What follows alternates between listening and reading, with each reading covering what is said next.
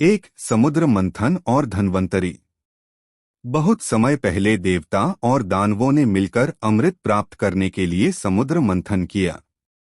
जब समुद्र मंथन हो रहा था, तब सबसे पहले भगवान धन्वंतरी प्रकट हुए। उनके हाथ में अमृत कलश और औषधियां थीं। उसी दिन को धनतेरस कहा गया। इसलिए इस दिन स्वास्थ्य, धन और आयु की कामना की जाती। दो राजा हिम का पुत्र और दीपदान। एक बार राजा हिम का एक पुत्र था जिसकी कुंडली में अल्पायु लिखी थी। उसकी शादी के चौथे दिन ही मृत्यु होने की भविष्यवाणी हुई थी। जब वह दिन आया, उसकी पत्नी ने घर के दरवाजे पर बहुत सारे दीपक जला दिए और ढेर सारे आभूषण व सोने चांदी के बर्तन रख दिए।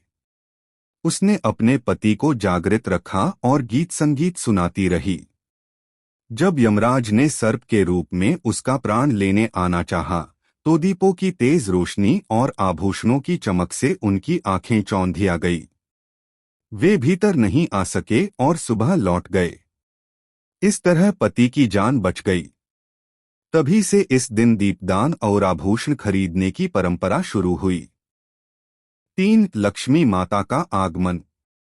मान्यता है कि धनतेरस की रात को माता लक्ष्मी पृथ्वी पर आती है और जो घर स्वच्छ, रोशन और सुसज्जित होता है, वहां प्रवेश करती हैं। इसलिए लोग इस दिन दीप जलाते हैं और नया बर्तन, सोना चांदी या धातु की वस्तु खरीदते हैं, ताकि घर में सुख समृद्धि बनी रहे। 4. किसान और धन की देवी। एक गांव में गरीब किसान था जो बहुत मेहनत करता, लेकिन धन नहीं टिकता था। एक दिन एक साधु ने कहा, दिन घर को अच्छे से सजाकर दीप जलाओ और अपनी नीयत साफ रखो, माँ लक्ष्मी जरूर आएंगी। किसान ने वैसा ही किया। उसी रात उसे खेत में सोने का कलश मिला और उसके बाद उसकी गरीबी दूर हो गई। यह कहानी सिखाती है कि स्वच्छता, मेहनत और सच्ची श्रद्धा से ही लक्ष्मी कृपा प्राप्त होती है।